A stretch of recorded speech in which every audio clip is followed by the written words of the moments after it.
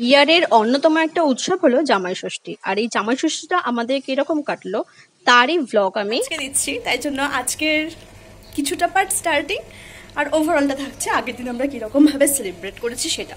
তো ভিডিওটা স্টার্টিং করার পূর্বে হাই, আমি Papiya, welcome to my vlogging ডায়েরির একটা নতুন ভ্লগে, যেখানে আজকে আমি তোমাদের সাথে শেয়ার করবো প্রিভিয়াস ডে অর্থাৎ জামাই ষষ্ঠী আমরা ঠিক কতটা হবে, মানে কতটা ভালো না খারাপ বা কীরকমভাবে সেলিব্রেশন করলাম।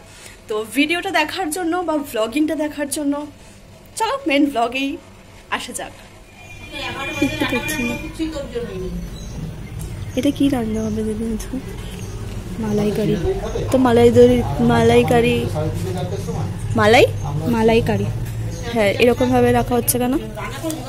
এই যেটা মালানি আমার শুধু কাজ হচ্ছে এটাকে খোসা ছাড়িয়ে টুথপিক লাগিয়ে দেওয়া ব্যাস। জামাই ষষ্ঠী হচ্ছে প্রতিটা শ্বশুর শাশুড়ির কাছে অনেকটা ইম্পর্টেন্ট একটা ডে, যেদিনকে জামাইদেরকে খুব বেশি বেশি করে আদর করা হয়।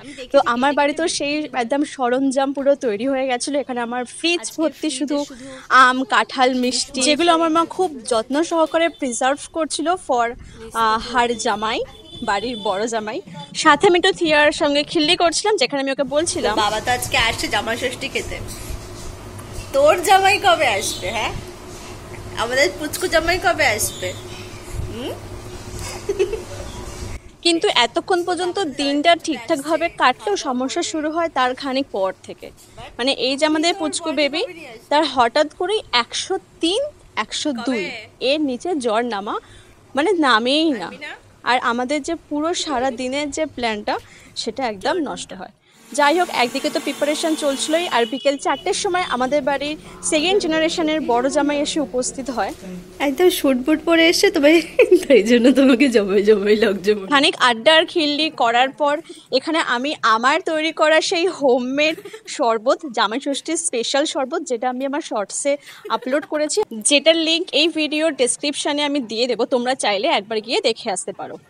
তো শরবতটা খাওয়াই এবং সে বিকেল 5টার সময় আমার মা জামাইয়ের জন্য বাটা সাজায়। আর আমরা মায়ের থেকে জেনে নিই কটা বাজে মা এখন? ও মা, তোমার জামাই তো লেট করে এলো, তোমার কি অভিজ্ঞতা? কিছু তুমি বলতে চাও না? তোমার জামাই যে লেট করে এলো, তার কাজ নিয়ে সে কাজ বিক্রিটা করতে আসবে। মানে আমার মা হচ্ছে খুবই অ্যাডজাস্টেবল। সে আমার জামাই সকাল 6টাতেই আসুক, 10টাতেই আসুক আর বিকেলবেলাতেই আসুক, যাই হোক সেই 5টার সময় আমার মা জামাইবাবুকে আর দিদিকে একসাথে বাটা দেয়। আর এখানে তখন আমার থিয়ারানির 103 জ্বর, আর এখানে ডিসকাশন হচ্ছে যে এখন এবার কি করা যায়। কিন্তু কিছু রিচুয়ালস থাকে যেগুলো পালন করা হয়, আর তারপরে তারা ডক্টরের কাছে চলে যায়। তো এরপর জামাইবাবুর দুপুরের লাঞ্চ আর করা হয় না, আমাদেরও ওই রকমভাবেই আর কি খাওয়া হয়। আর যাই হোক করে থিয়াকে সুস্থ করানোর জন্যই আমাদের জামাই ষষ্ঠীর দিনটা পুরোভাবে ওর পেছনে, ওকে সুস্থ করা, ওকে টাইম দেওয়া, এই সবেতেই কেটে যায়। আজ জামাই ষষ্ঠীর খাবার রাত্রির 12:30টার সময় খায়, ইভেন সাথে আমরাও একসাথেই তখনই খাই। তখনও তোমরা দেখতে পাবে থিয়াকে নিয়ে মা বসে রয়েছে, আর তখনও তার 103 জ্বর। রাত্রির তখন 12:30, তারপরে রাত্রির 1টা 1:30 তখন আমরা আবার ওকে গা হাত পা ধুইয়ে দিই, ইভেন যা যা আর কি করণীয় সেগুলো করি।